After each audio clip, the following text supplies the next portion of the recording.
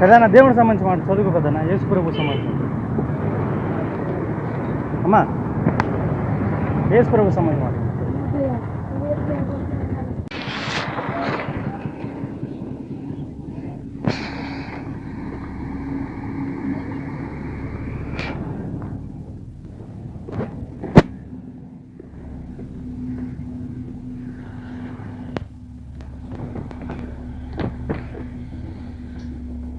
అదేనా దేవుడి గురించి ఉంటాయి, యేసు ప్రభువుకి సంబంధించి చదివించుకోండి. దేవుడు గొప్ప దేవుడు. యేసుక్రీస్తు వారు మన పాపాల శాపాల కోసం ఆయన బలే ఆయన తిరిగి లేచారన్నమాట కలువరి. ప్రభువుని నమ్ముకోండి కదా.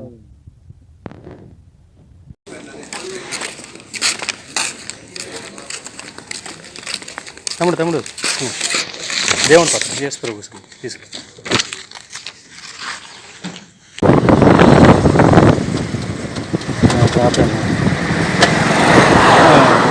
థ్యాంక్స్ అన్న.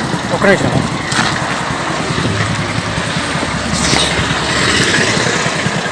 దేవుడు పత్రం తీసుకుని చదివించుకున్నాను. దేవుడు గొప్ప దేవుడు, మన కోసం ప్రాణం పెట్టాడు తిరుగు. థ్యాంక్స్ అన్న.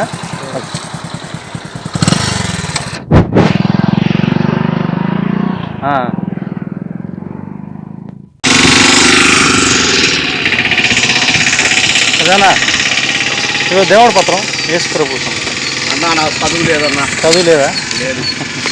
చదువు సంజయ్ ఉన్నాడు అన్న, అయితే తీసుకొని దేవుడు యేసు ప్రభు గురించి ఉంటాయిలే మాటలు. ఆయన మన కోసం ప్రాణం ఎట్లా పెట్టాడు, అది ఎట్లా తిరిగి లేచాడు, మన పాపాలు శాపాలు ఆయన మీద వేసుకున్నాడు అని ఉంటాయి అంతేలే.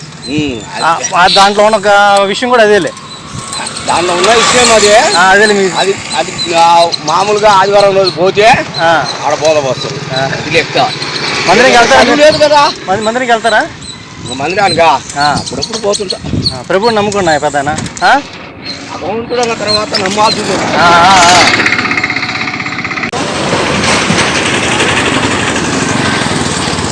పెద్దనా దేవుడి కోసం పెద్దనా యేసు ప్రభు చదివించు.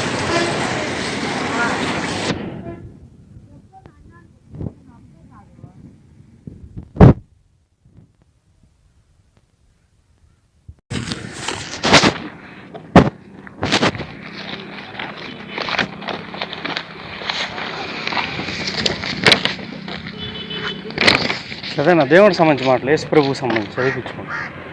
దేవుడి గురించి ఉంటుంది మాట.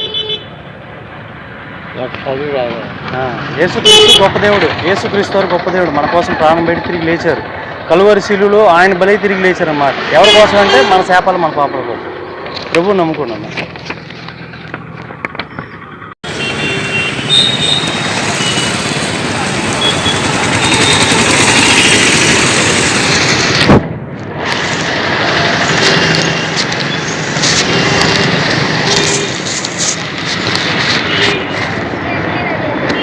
అమ్మా దేవుడు మాట్లాడు, దేవుడికి సంబంధించి. ఏ ఊరు? గురజాల పోవాలా? వినపడతా మీకు? ఇదిగో ఇదిగో పత్రం, దేవుడి పత్రం యేసు ప్రభు చదివించుకోండి. చదువుగలరా మీరు?